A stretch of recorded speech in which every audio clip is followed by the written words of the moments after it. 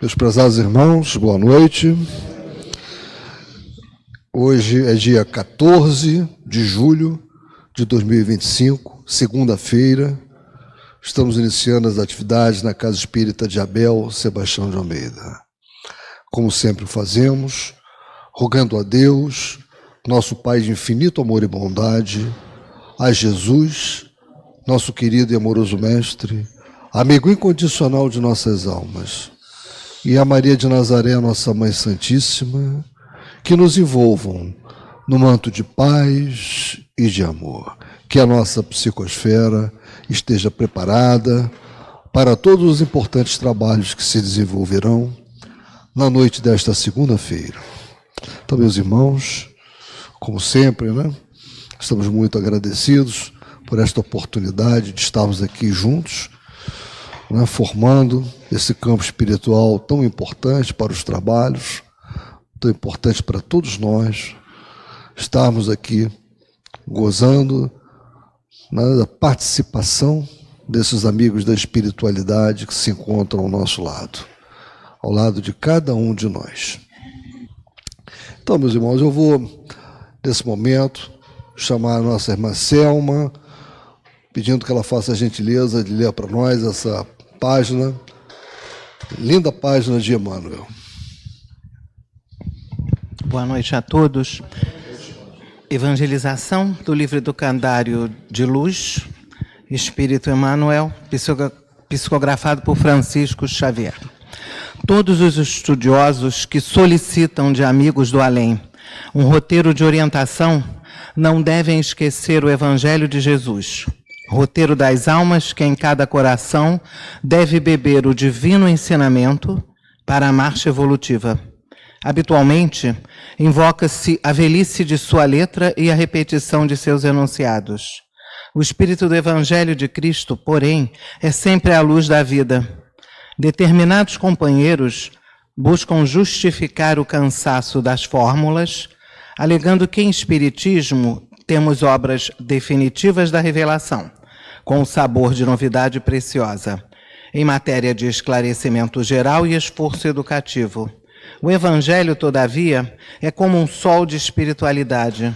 Todas essas obras notáveis dos missionários humanos, na sua tarefa de interpretação, funcionam como telescópios, aclarando-lhe a grandeza.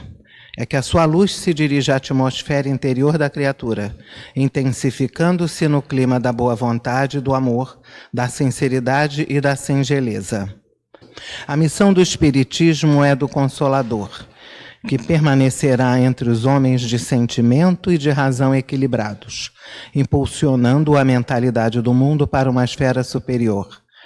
Vindo em socorro da personalidade espiritual que sofre, nos tempos modernos, as penosas desarmonias do homem físico do planeta, estabelece o Consolador a renovação dos valores mais íntimos da criatura, e não poderá executar a sua tarefa sagrada, na hipótese de seus trabalhadores abandonarem o esforço próprio, no sentido de operar-se o reajustamento das energias morais de cada indivíduo.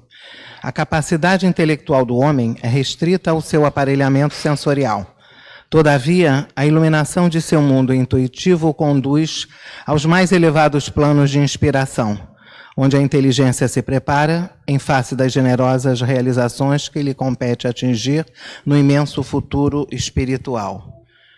A grande necessidade ainda e sempre é da evangelização íntima, para que todos os operários da causa da verdade e da luz conheçam o caminho de suas atividades regeneradoras, aprendendo que toda a obra coletiva de fraternidade na redenção humana não se efetua sem a cooperação legítima, cuja base é o esclarecimento sincero, mas também é a abnegação, em que o discípulo sabe ceder, tolerar e amparar no momento oportuno.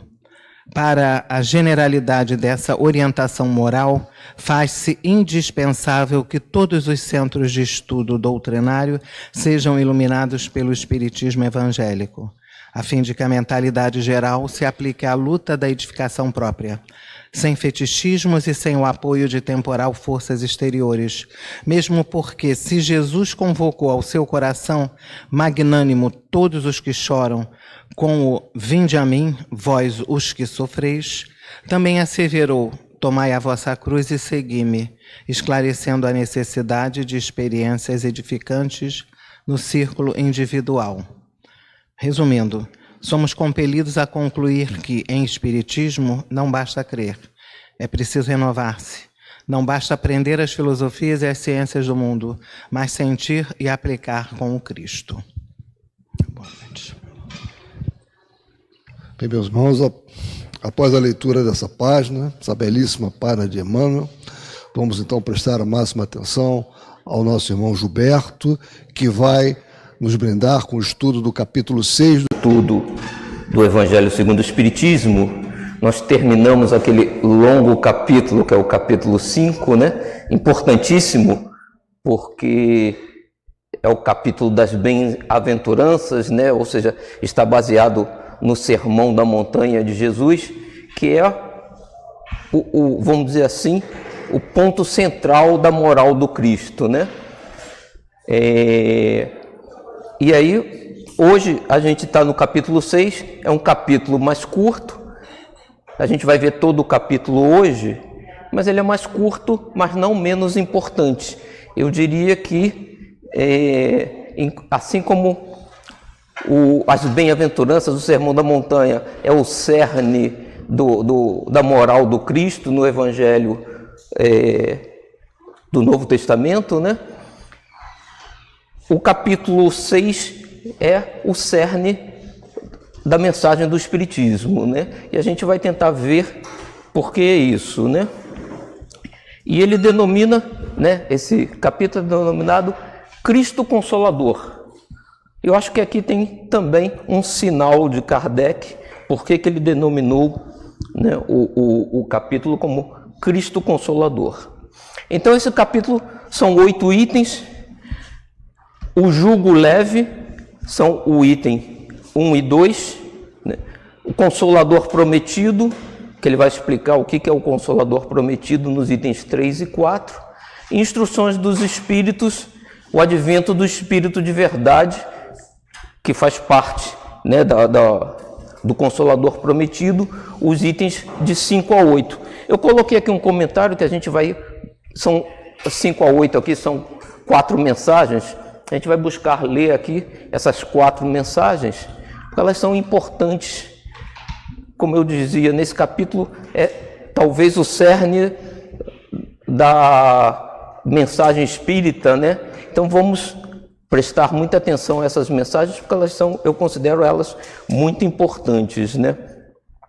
E aí a gente então entra nesse capítulo, que eu diria que ele traz várias mensagens embutidas, né? Como a gente viu no capítulo 5, as bem-aventuranças, né? Bem-aventurados os que sofrem. Muitas pessoas, né, das outras religiões, inclusive, não entendem até hoje por que sofrer, né? Por que eu deveria ser bem-aventurado por estar sofrendo, né? O Espiritismo busca explicar essa situação exatamente através da reencarnação, né? Através da vida eterna, né? Nós somos seres eternos, a morte não existe. Essa foi a grande mensagem de Jesus, né?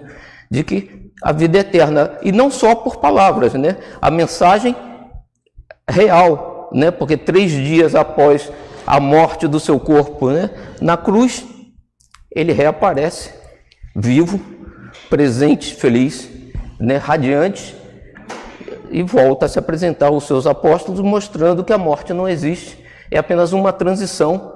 O espírito é um ser eterno, né? E o Consolador Prometido reforça esse ponto, né? O segundo ponto é a mediunidade, né? O Paulo, no Antigo Testamento, né, de Jesus, falava nos carismas, né? Nas capacidades de comunicação com os espíritos. O Consolador Prometido vem reforçar, né, a mediunidade, a possibilidade da comunicação com os espíritos como um fato. E exatamente quando Jesus diz que o Consolador prometido vai estar conosco a partir dali constantemente, como é que é? Através da comunicação constante dos espíritos conosco, né? Então o Consolador prometido está aqui desde o advento do Espiritismo, porque constantemente nós temos mantido contato com o mundo espiritual, né? Desde Divaldo com Joana de Ângeles, Chico Xavier, com Emmanuel, com André Luiz, né, devassando o invisível, né, como eles dizem. Mas nós mesmos, na nossa prática diária, na Casa Espírita, estamos em contato constante e recebendo, né, mensagens.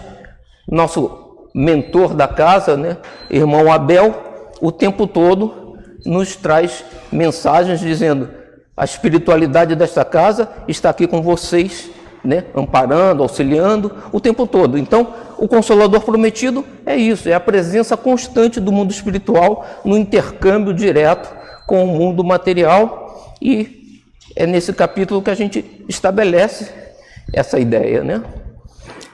E uma coisa que fica nas entrelinhas, mas é importante, porque o Consolador prometido é o pontapé inicial da transição planetária, né? O Espiritismo veio, né, como uma religião que vai sustentar a transição planetária, né? A transição planetária não é o fim do mundo, como algumas religiões pregam. A transição planetária é a separação do joio do trigo, né? O julgamento, mas a passagem para um mundo melhor, né? A transição para um mundo melhor. Somos seres eternos, não morreremos nunca, né? Mas vamos progredir, vamos passar para um mundo de regeneração, né? E a gente precisava de uma religião que sustentasse essa transição, né? E o Espiritismo é essa religião. Então, o Cristo Consolador, né, o Consolador prometido, tem esse tríplice aspecto, né, muito importante para tudo isso que está acontecendo aqui, né, para a gente até hoje. E a gente começa então com o primeiro ponto, né, o jugo leve. Só para a gente estar alinhados, o jugo, na verdade, a princípio a palavra, é a peça de madeira usada para atrelar animais e dividir o peso. É aquela peça que se usa para unir, por exemplo, 2 cavalos ou 3 cavalos que puxam uma carroça, aquela peça que se usa para unir 2 bois que puxam um arado, aquilo é o jugo, né? No sentido da Bíblia, o jugo é a submissão, a obediência. Naquela época que ensinava-se que você devia obedecer cegamente os ensinamentos da Bíblia, né? Mas na visão que Jesus nos trouxe, que ele diz, né, o meu jugo é leve, é a ideia de seguir os ensinamentos de Jesus, né? De imitar o seu exemplo, né? De deixar que Jesus e os Espíritos agora, como o Consolador prometido, nos guiem no nosso caminho e confiar neles, né? Esse é a mensagem que Jesus sempre nos trouxe, né? Então, quando Jesus diz, o meu jugo é leve, é que se a gente seguir o seu ensinamento, se a gente seguir as suas palavras, né, o seu exemplo principalmente, a gente está no caminho certo que vai nos trazer felicidade, né?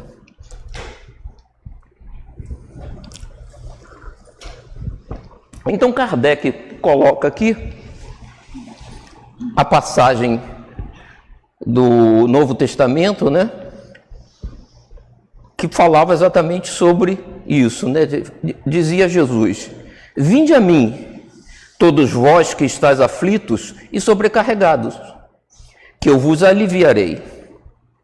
Tomai sobre vós o meu jugo, e aprendei comigo, que sou brando e humilde de coração, e achareis repouso para as vossas almas, pois é suave o meu jugo e leve o meu fardo. Isso em Mateus, né? E Kardec, então, complementa, eu não trouxe todo o texto, trouxe uma parte, mas ele conclui dizendo o seguinte: entretanto, faz depender de uma condição a sua assistência e a felicidade que promete aos aflitos. Essa condição está na lei por ele ensinada.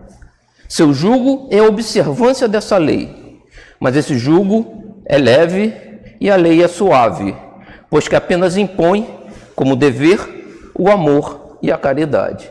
E aqui Kardec está usando o resumo, né, da lei que o próprio Jesus fez, né? Quando Jesus é questionado, né, sobre a lei, ele diz: toda a lei e os profetas, ou seja, todos os livros de Moisés e as leis dos antigos profetas, podia ser resumido em amar a Deus sobre todas as coisas, ao próximo como a si mesmo, né, seguindo a caridade, né?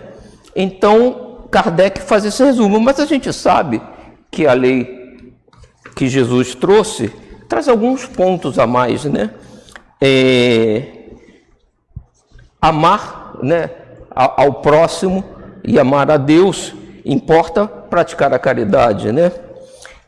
Importa, como ele já dizia, né, que o meu reino não é deste mundo, né? Jesus dizia. Ou seja, o mundo material é o mundo temporário, né? Hoje a gente estuda, né, que pela lei das físicas, a matéria não é nada mais do que energia condensada, né? E a qualquer momento essa energia pode ser liberada e voltar a ser apenas energia.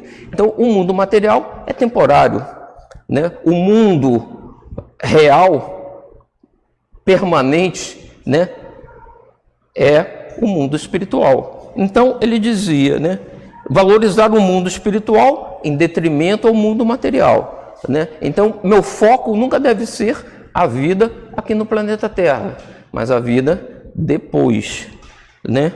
Combater o orgulho e o egoísmo, porque a gente só vai ser caridoso, só vai amar o próximo quando a gente deixar de ser orgulhoso, de ser egoísta, né? Aprimorar os nossos pensamentos, os nossos sentimentos, para nos elevarmos ao nível do reino de Deus. E a gente, acima de tudo, né, confiar, né, que é o aceitar o meu jugo, como a gente viu, é aceitar Jesus como guia, aceitar a lei, né? Então a gente confiar na assistência divina, né? E confiar, acreditar que nós somos seres eternos, né? A morte não existe, né? E aí é exatamente, a gente ainda ouve de colegas espíritas dizendo assim: ah, mas eu tenho medo da morte. Eu acredito, mas eu tenho medo da morte. E eu olho e penso assim: esse aceitou o jugo de Jesus, mas aceitou parcialmente, né? Não aceitou o jugo completo, não aceitou a lei toda, não confiou totalmente na assistência divina. Por quê? Porque devemos temer a morte? Porque eu não sei o que vou encontrar lá? Mas eu tenho que confiar. Irmão Abel sempre diz, né, para nós, assim: vocês que são trabalhadores da casa, frequentadores da casa, vocês são nossos tutelados, vocês estão sob a nossa tutela, nós não lhe iremos deixar desamparados, né? E a tutela de Jesus se faz exatamente através dos trabalhadores, como o irmão Abel, que dirige a nossa casa, nos auxilia e nos ampara. Não tem que temer, eu não tenho dúvida, né? A hora que eu chegar no mundo espiritual, eu vou ser recebido pelos espíritos que nos tutelam e nos auxiliam e nos amparam. Não tem por que temer, né? E aí eu trouxe então uma mensagem, dá para ver bem, de Divaldo sobre essa situação. Eu me recordo de um fato muito curioso. Eu tive um desdobramento da personalidade. Para quem não sabe o que é, um sonho. Digamos um sonho. E nesse sonho eu estava tão lúcido como me encontro aqui. E estava numa região muito bela, um casalinho normal, com uma vegetação luxuriante. Nisto apareceu minha mãe. E disse: meu filho, já que você está aqui, venha ver a casa em que você vai morar. Eu digo, eu virei para aqui, vem. Me pegou pela mão e me levou a uma casa. E lá eu encontrei o Nilson, essa alma irmã que nos ajudou na Mansão do Caminho. Então o Nilson me disse, eu soube que você está para vir e sou encarregado de construir os seus cômodos novos. Então eu gostaria de perguntar isso, perguntar aquilo. Eu disse assim, então estou para vir agora. Dizer, agora aqui no mundo espiritual, tanto pode ser hoje como daqui a 50 anos, porque a medida de tempo é um pouco diferente. Mas nós fomos notificados que você estava para vir. E levou-me para ver o que seria a sala em que eu ia trabalhar. Eu digo, meu Deus, para ter no mundo espiritual, eu vou ter uma sala para trabalhar no computador, porque eu sou do tempo da máquina datilográfica, suplantei, passei para o computador, agora eu estou já no telefone, nisso, naquilo, e espero estar nos aparelhos lá do além. Terminamos. Eu achei o lugar muito interessante. Bom, Nilson diz a Divaldo, né? Você está para vir. Agora no plano espiritual pode ser daqui amanhã, pode ser daqui a 50 anos. Mas Divaldo já estava com 90 anos. Ele sabia que não ia levar 50 anos para ele desencarnar. E ele, tranquilamente, falou assim, já vi onde é que eu vou ficar, qual é a sala que eu vou trabalhar. Nem ainda mais, né? Aqueles que me perguntam, mas eu preciso aprender a usar o computador, já estou velho. Somos seres imortais. Nosso corpo está um pouco mais velho, mas nós somos seres imortais. Divaldo vai continuar usando o computador lá no mundo espiritual, porque o computador começou lá antes de começar aqui, né? É a vida que segue, a gente tem que aprender sempre, constante, né? E ele encara com muita tranquilidade, né? Sim, eu vou desencarnar, né? Já sei que vou, né? E que já sei que quando chegar lá, vou ter onde ficar, né? Aí falou assim, bom, vocês devem estar pensando, Gilberto, é o Divaldo, né? Não sou eu, né? Falei assim, vamos ver um outro exemplo de um trabalhador da nossa casa, que disse o seguinte numa mensagem que nos passou.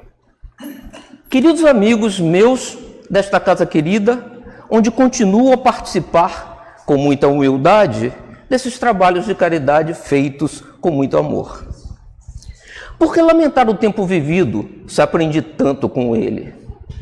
Estou em outra etapa da minha ascensão, mas trabalhando sempre, com recursos inimagináveis para servir com Jesus, que sequer sonhamos existirem quando ainda estamos revestidos da matéria que nos cerceia em partes.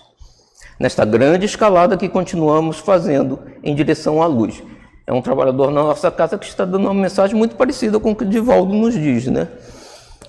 Sou feliz e participo intensamente com os recursos que Jesus me permite, ajudando aos meus queridos familiares em suas caminhadas terrenas. Que Deus abençoe a todos que me são queridos do coração, não só os meus familiares, mas também os amigos. Sejam felizes, que Deus abençoe a todos, Álvaro. Mensagem dada à médium Diva em 14/12/2011. Né? Quem não sabe, Álvaro era meu pai, né? Que desencarnou em maio de 2011. Em dezembro de 2011, ele estava dizendo, estou aqui feliz, trabalhando por vocês. Né? Por que eu teria medo de deixar o corpo e voltar ao plano espiritual? Né? Como ele diz aqui, trabalhando com recursos inimagináveis para servir com Jesus, né? Que sequer sonhamos existirem quando ainda estamos revestidos na matéria. E trabalhando já, né? Servindo na casa. Não é só Divaldo, né? Todos nós. Qual a dúvida? Por que temos dúvida? Né? O Consolador prometido, a mensagem de Jesus, é exatamente essa. Acreditem na minha palavra, né? Na minha de Jesus. Acreditem nos espíritos, que nenhum de vocês está desamparado. né? Estamos todos trabalhando e seguiremos trabalhando.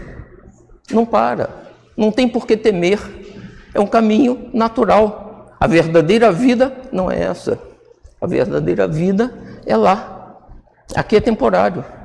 A felicidade não é daqui, só seremos felizes lá. Porque temer ser feliz, temos medo de ser felizes, desencarnar é buscar a felicidade, né? E aí a gente entra então, uma vez que a gente sabe agora qual é o jugo de Jesus, né? O que a gente tem que fazer para seguir e chegar lá, o Consolador Prometido, né? E aí esse capítulo, o que é o Consolador Prometido, né? O Consolador Prometido por Jesus refere-se, segundo algumas religiões, ao Santo Espírito, também chamado de Espírito da Verdade, que Jesus prometeu enviar após a sua partida para auxiliar e confortar seus seguidores. Essa promessa é encontrada em passagens bíblicas como João. E a gente vê que não estamos desamparados, né? Nem Jesus sabia que ia morrer na cruz, mas disse: fiquem tranquilos, eu vou mandar para vocês o Consolador Prometido.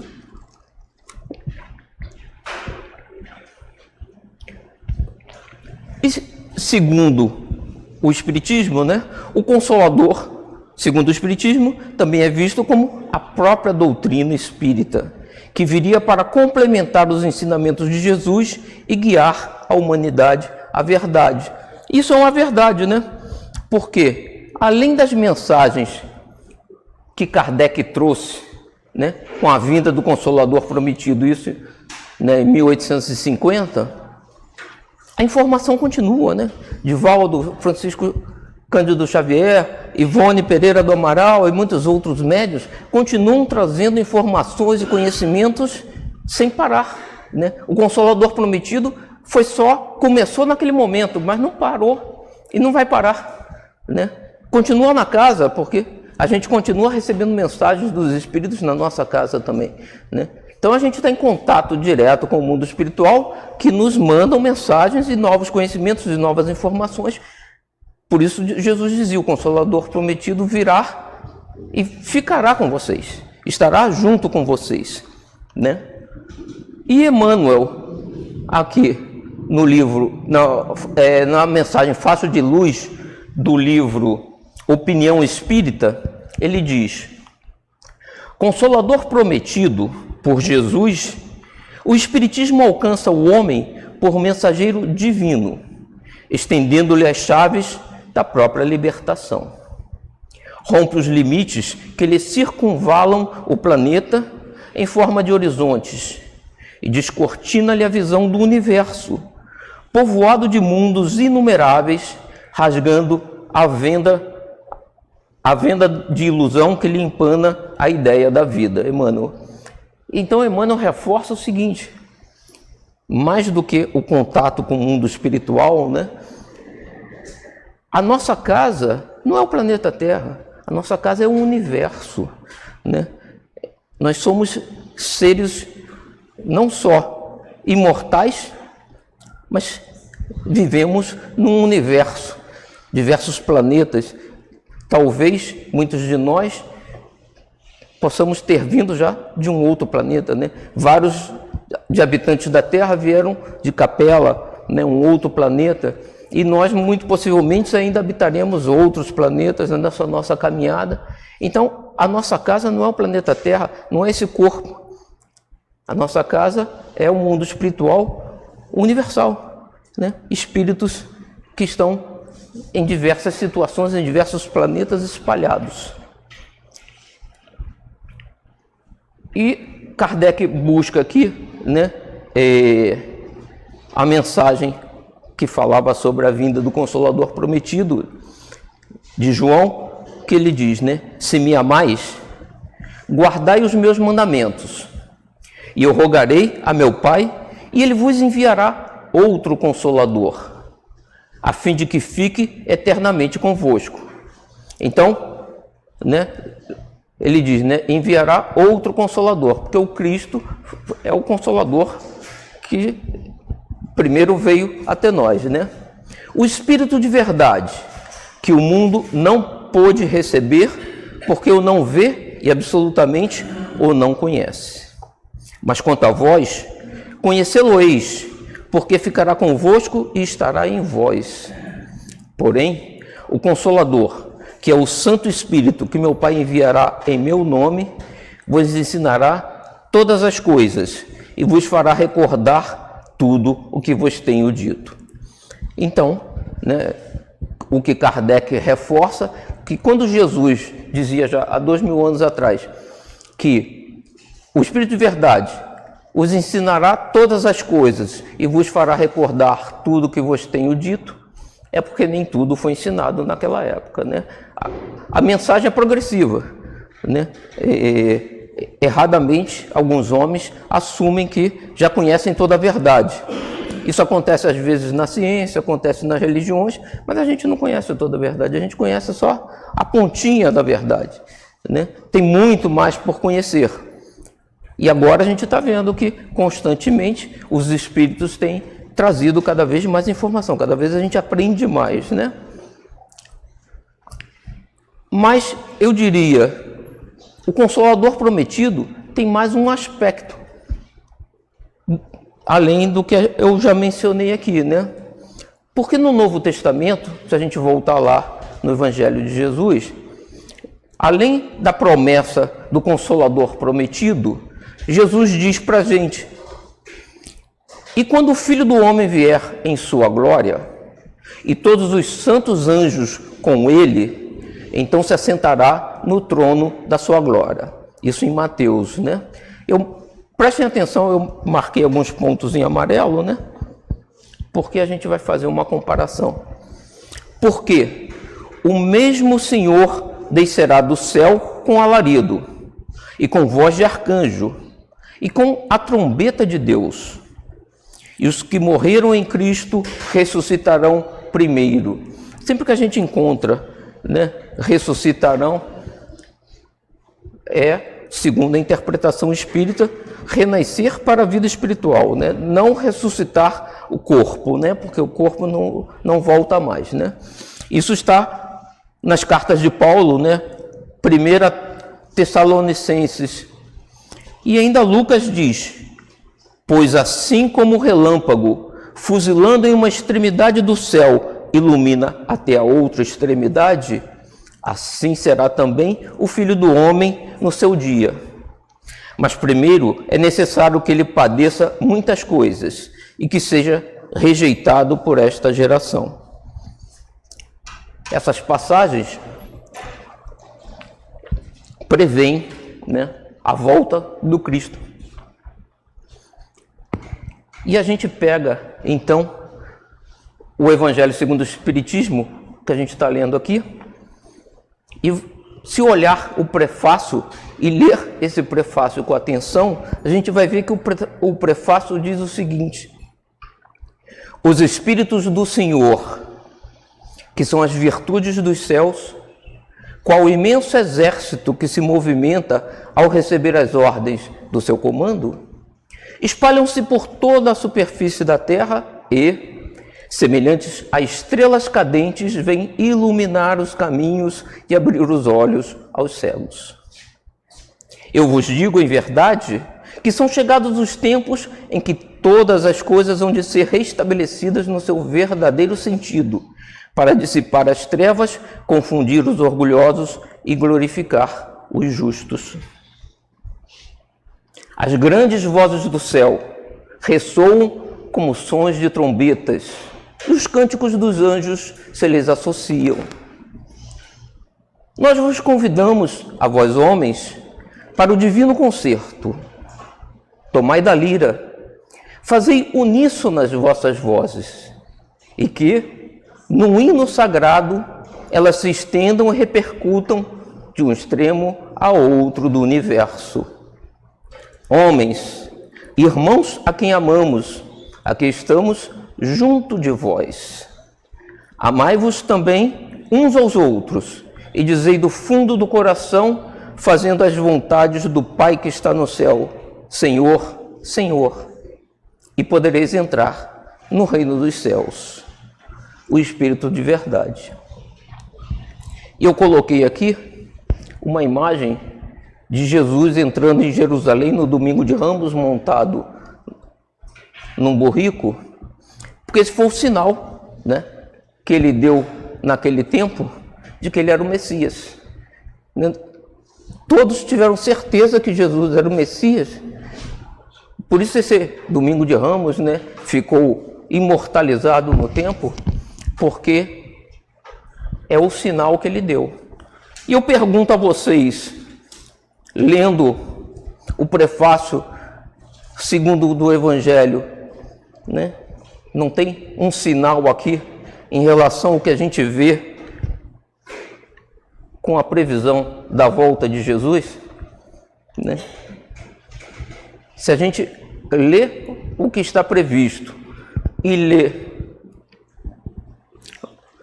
o que o Espírito de verdade nos diz nessa mensagem, eu diria, tem mais do que coincidências, tem um sinal muito claro, né? Mas quem é o Espírito de verdade, né? A mensagem do Espírito de verdade, que nos é apresentada nas instruções dos Espíritos, a gente vai ler daqui a pouco, o item 5 desse capítulo, né? Essa mesma mensagem que está no item 5 desse capítulo, ela é encontrada no Livro dos Médiuns. E naquele livro, no Livro dos Médiuns, Kardec coloca uma nota sobre essa mensagem. E ele diz o seguinte: esta comunicação, que a gente vai ler agora no item 5, né, que está lá no Livro dos Médiuns, obtida por um dos melhores médiuns da Sociedade Espírita de Paris, foi assinada com um nome que o respeito não nos permite reproduzir. Kardec falando, né? Senão sob todas as reservas. Tão grande seria o insigne favor da sua autenticidade, e porque dele se há muitas vezes abusado demais em comunicações evidentemente apócrifas. Esse nome é o de Jesus de Nazaré. Então essa mensagem que a gente vai ler no item 5, que aparece no Evangelho como vinda do Espírito de verdade, quando foi recebida na época de Kardec, veio assinada com o nome Jesus de Nazaré. De modo algum duvidamos de que ele possa manifestar-se. Mas se os espíritos verdadeiramente superiores não o fazem, senão em circunstâncias excepcionais, a razão nos inibe de acreditar que o espírito, por excelência puro, responda ao chamado do primeiro que apareça. Só que se a gente analisa hoje, o Consolador prometido não era uma situação excepcional, né? Era o marco prometido no Antigo Testamento, né? no Novo Testamento do Evangelho de Cristo, de que voltaria, né? Em todo caso, haveria profanação não se lhe atribuir uma linguagem digna dele. O Kardec está dizendo o seguinte: se eu pegar uma mensagem que não é digna de Jesus e disser que foi Jesus, eu estou cometendo um erro, né?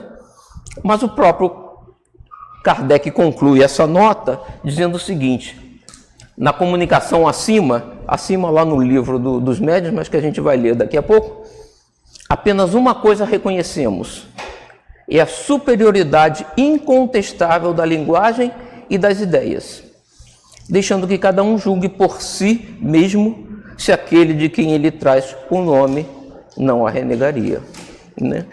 Então Kardec está dizendo o seguinte: olha, a mensagem tem tudo o que Jesus diria, né? Mas eu, Kardec, tive receio de botar o nome de Jesus na mensagem, né? Mas a mensagem veio assinada como de Jesus.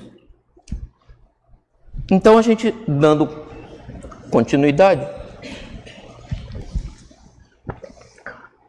vamos ler mais um pedacinho que Kardec fala no Evangelho segundo o Espiritismo sobre o Consolador prometido, né?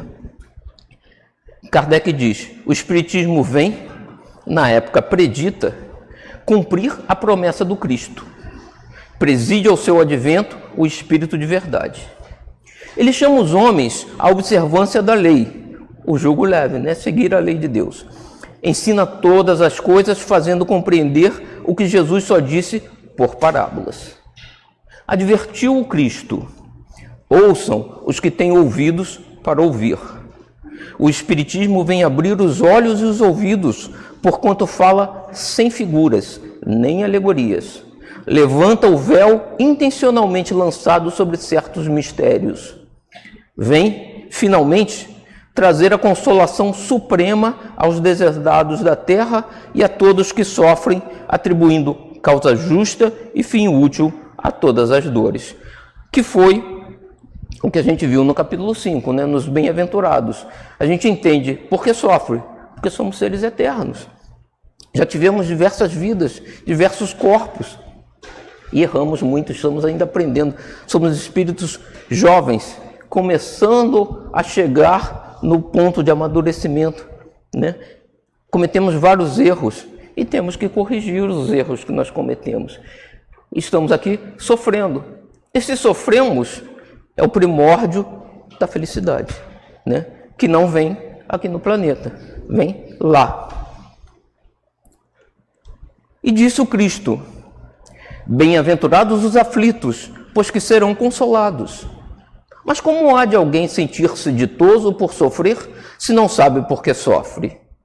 O Espiritismo mostra a causa dos sofrimentos nas existências anteriores e na destinação da Terra, onde o homem expia o seu passado. Somos um planeta de provas e expiação, mas vamos mudar, que o advento do Consolador Prometido é o ponto de mudança, né? A transição para um mundo de regeneração. Mostra o objetivo dos sofrimentos, apontando-os como crises salutares que produzem a cura e como meio de depuração que garante a felicidade nas existências futuras, né? E a felicidade no mundo espiritual. O homem compreende que mereceu sofrer e acha justo o sofrimento, uma vez que a gente entende a mensagem de Cristo e entende o que o Espiritismo nos comprova, né? Através da comunicação constante com o mundo espiritual, com os mortos voltando e nos contando como estão do outro lado, né? Assim, o Espiritismo realiza o que Jesus disse ao Consolador Prometido: conhecimento das coisas, fazendo que o homem saiba de onde vem, para onde vai e por que está na terra. Atrai para os verdadeiros princípios da lei de Deus e consola pela fé e pela esperança. Mas a gente tem que acreditar, né? Se a gente duvida, a gente ainda está a meio caminho, né? Eu tenho que acreditar na mensagem completamente, né? O jugo de Jesus é o pacote completo, não tem meio pacote, né? Eu tenho que crer e crer em tudo. E aí, mensagem 5 que a gente falava, né? As 4 mensagens são do Espírito de Verdade, nos trazendo o Consolador Prometido. São as mensagens que, comparado com o capítulo 5, que eram as mensagens do Antigo Testamento, é Jesus nos falando hoje sobre o Consolador Prometido. Venho, como outrora, aos transviados filhos de Israel, trazer-vos a verdade e dissipar as trevas. Escutai-me. O Espiritismo, como fez antigamente a minha palavra, tem de lembrar aos incrédulos que acima deles reina a imutável verdade, o Deus bom, o Deus grande, que faz germinem as plantas e se levantem as ondas. Revelei a doutrina divinal, como um ceifeiro reunia em feixes o bem esparso no seio da humanidade e disse: vinde a mim, todos vós que sofreis. Mas ingratos, os homens afastaram-se do caminho reto e largo que conduz ao reino de meu Pai e enveredaram pelas ásperas sendas da impiedade. Meu Pai não quer aniquilar a raça humana, não tem apocalipse, né? Quer que, ajudando-vos uns aos outros, mortos e vivos, isto é, mortos segundo a carne, porquanto não existe a morte, nos diz Jesus, vos socorrais mutuamente, e que se faça ouvir não mais a voz dos profetas e dos apóstolos, mas a dos que já não vivem na terra a clamar: orai e crede, pois que a morte é a ressurreição, sendo a vida a prova buscada, e durante a qual as virtudes que houverdes cultivado crescerão e se desenvolverão como o cedro. Né? Então, os apóstolos e os profetas são os espíritos que nos falam diretamente o que Jesus está nos dizendo, né? Homens fracos, que compreendeis as trevas das vossas inteligências, não afasteis o facho que a clemência divina vos coloca nas mãos para vos clarear o caminho e reconduzir-vos, filhos perdidos, ao regaço de vosso Pai. Sinto-me por demais tomado de compaixão pelas vossas misérias, pela vossa fraqueza imensa, para deixar de estender mão socorredora aos infelizes transviados que, vendo o céu, caem nos abismos do erro. Crede, amai, meditai sobre as coisas que vos são reveladas. Não mistureis o joio com a boa semente, as utopias com as verdades. Venho instruir e consolar os pobres deserdados. Venho dizer-lhes que elevem a sua resignação ao nível de suas provas, que chorem, porquanto a dor foi sagrada no jardim das oliveiras, mas que esperem, pois que também a eles os anjos consoladores lhes virão enxugar as lágrimas. Obreiros, traçai o vosso sulco, recomeçai no dia seguinte o afanoso labor da véspera. O trabalho das vossas mãos vos fornece aos corpos o pão terrestre. Vossas almas, porém, não estão esquecidas, e eu, o jardineiro divino, as cultivo no silêncio dos vossos pensamentos. Quando soar a hora do repouso e a trama da vida se vos escapar das mãos e vossos olhos se fecharem para a luz, na hora da morte dos nossos corpos, né? Sentireis que surge em vós e germina a minha preciosa semente. Nada fica perdido no reino de nosso Pai, e os vossos suores e misérias formam o tesouro que vos tornará ricos nas esferas superiores, onde a luz substitui as trevas e onde o mais desnudo dentre todos vós será talvez o mais resplandecente. Pagamos os nossos erros na terra e usufruímos da felicidade no céu.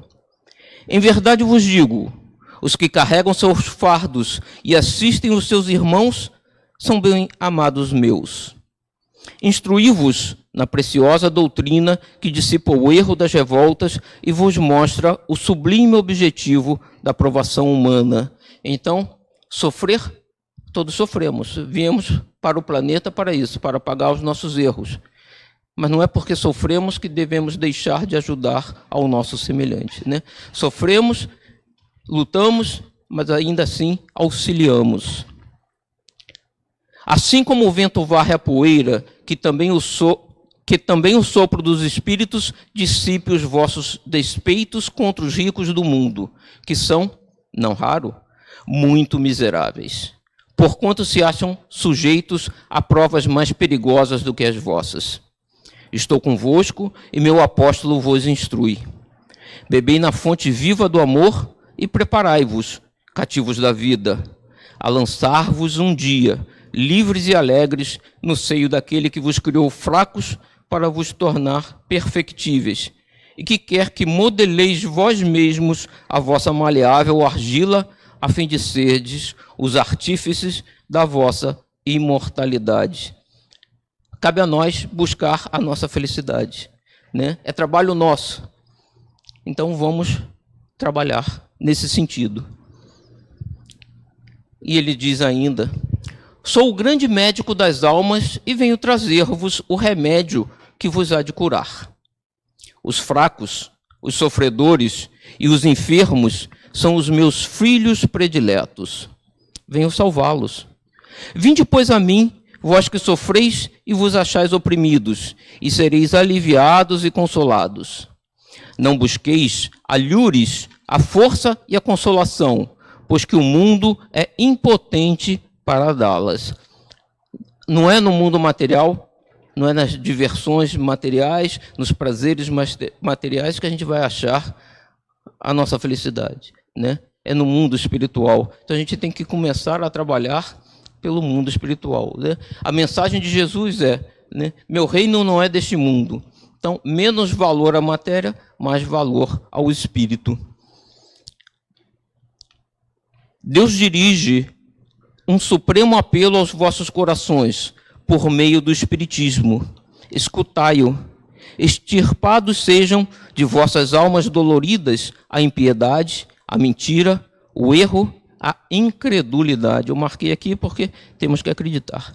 São monstros que sugam o vosso mais puro sangue e que vos abrem chagas quase sempre mortais. Que no futuro, humildes e submissos ao Criador, pratiqueis a sua lei divina. Amai e orai. Ou seja, que no futuro, humildes e submissos ao Criador, aceitando o jugo, pratiqueis a sua lei divina. Amai e orai. Sede dóceis aos Espíritos do Senhor. Invocai-o do fundo de vossos corações. Ele, então, vos enviará o seu Filho bem-amado para vos instruir e dizer essas boas palavras. Eis-me aqui, venho até vós, porque me chamastes. E aqui estava ele entre nós, né? Deus consola os humildes e dá força aos aflitos que lhe a pedem. Seu poder cobre a terra, e por toda parte, junto de cada lágrima, colocou ele um bálsamo que consola, a abnegação e o devotamento. São uma prece contínua e encerram um ensinamento profundo. A sabedoria humana reside nessas duas palavras. Possam todos os espíritos sofredores compreender essa verdade, em vez de clamarem contra suas dores, contra os sofrimentos morais que neste mundo vos cabem em partilha. Somos merecedores do sofrimento que passamos, né? Tomai, pois, por divisa essas duas palavras, devotamento e abnegação, e sereis fortes, porque elas resumem todos os deveres que a caridade e a humildade vos impõem. O sentimento do dever cumprido vos dará repouso ao espírito e resignação. O coração bate então melhor, a alma se acerena e o corpo se forra aos desfalecimentos. Por isso que o corpo tanto menos forte se sente, quanto mais profundamente golpeado é o espírito. Que tenhamos espíritos fortes, né? Fé, que acreditemos, porque isso fortalece o corpo também. Nos fortalece como um todo. Bom, e aí, para finalizarmos, né, eu trouxe aqui do livro Consolador, na psicografia de Chico Xavier, pelo Espírito Emmanuel, a seguinte passagem, né? O orbe terreno não está alheio ao concerto universal de todos os sóis e de todas as esferas que povoam o ilimitado. Parte integrante da infinita comunidade dos mundos, a Terra conhecerá as alegrias perfeitas da harmonia da vida. E a vida é sempre amor, luz, criação, movimento e poder.